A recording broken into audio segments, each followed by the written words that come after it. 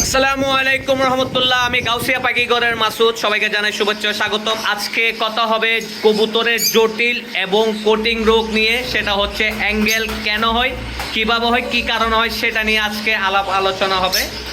যাই হোক, আমি আজকে আপনাদেরকে দেখাচ্ছি কবুতর কী কারণে অ্যাঙ্গেল হয়।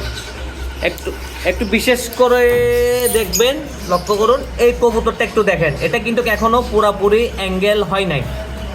তো আপনারা অ্যাঙ্গেল হওয়ার আগে খেয়াল করবেন, আপনার কোনো কবুতর যদি হালকা ঘাড় উঁচু করে রাখে অথবা হালকা ডান দিকে অথবা বাম দিকে যদি বাঁকা করে রাখে, বুঝতে হবে আপনার কবুতরটা অ্যাঙ্গেল হতে চলছে। এখনও কিন্তু পুরোপুরি অ্যাঙ্গেল হয় নাই, কিন্তু ভবিষ্যতে অ্যাঙ্গেল হয়ে যাবে। তো আপনারা কি করবেন অ্যাঙ্গেল হলে, সেটাই আজকে আপনাদেরকে বলে দিব। প্রথমত লক্ষ্য রাখতে হবে ঘাড় কোন দিকে বাঁকা হচ্ছে, খেয়াল করবেন বাঁকা হচ্ছে কি না।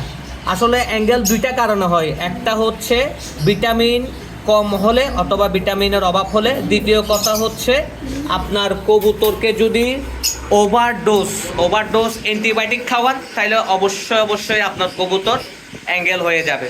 তো অ্যাঙ্গেল থেকে বাঁচতে হলে অবশ্যই ভিডিওটি একটু দেখবেন এবং খেয়াল করবেন আপনার কবুতর যদি কোনো সময় যদি ঘাড় হালকা বাঁকা অথবা খানা খাচ্ছে না, আপনি ডাইরেক্ট সরাসরি অ্যান্টিবায়োটিক ওষুধ দিবেন না। অনেকজনে না জেনে না বুঝে অ্যান্টিবায়োটিক ওষুধ খাওয়াই দেয়। এটা কিন্তু কবুতরের জন্য অনেক অনেক বিপজ্জনক।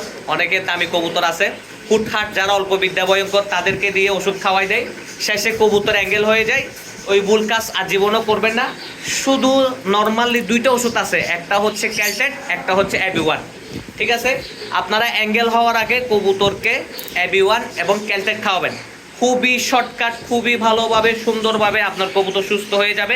লক্ষ্য রাখবেন শুধু আপনার কবুতর খাবার কম খাচ্ছে, পাতলা পায়খানা করতেছে অথবা কোনো সমস্যা হচ্ছে, ইনশাল্লাহ আপনারা এই জিনিসটা চালাই দেবেন, অ্যাবি-1 এবং ক্যালটেটটা চালাই দেবেন, ইনশাল্লাহ আপনার কবুতর তাড়াতাড়ি সুস্থ হয়ে যাবে।